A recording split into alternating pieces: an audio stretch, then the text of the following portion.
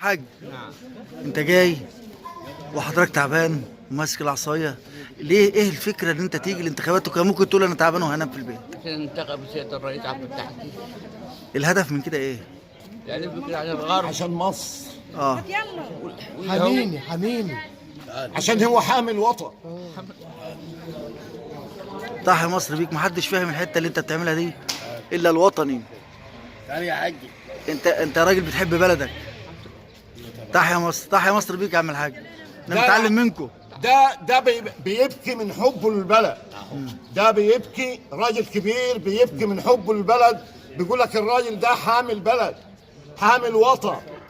تحيا مصر. تحيا مصر. ومصر محفوظة إن شاء الله بمثل هذا الرجل العظيم. تحيا مصر. تحيا ده مصر. الرجل العظيم اللي يتشال على يعني يا الراس. جماعه احنا نشوفوا الموقف الراجل ده يتشال على بكاء الراس. بكاء الراجل ده أنا والدنا الكبير يعني طبعا. ده مثال للشعب المصري كله.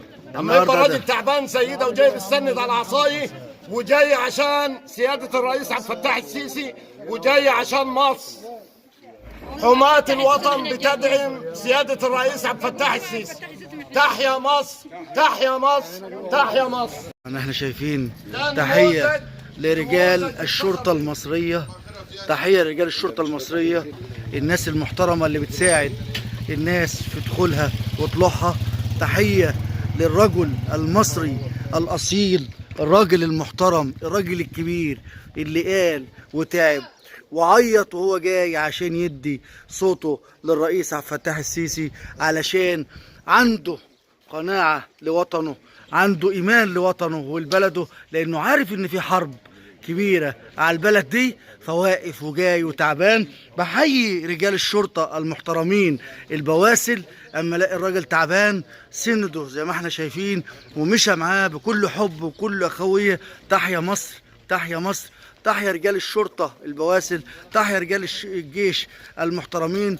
تحياتي وتحياتي لك يا حاج محمد يا عدلي يا واصف، انت والاستاذ محمد فرحات واهل الشراء وتما. تحيا مصر، تحيا مصر، تحيا مصر بيكم. تحيا مصر، تحيا مصر. استاذنا صباح الفل. تحيا مصر، الله يخليك يا رب، ربنا يديك الصحة، الله يخليك.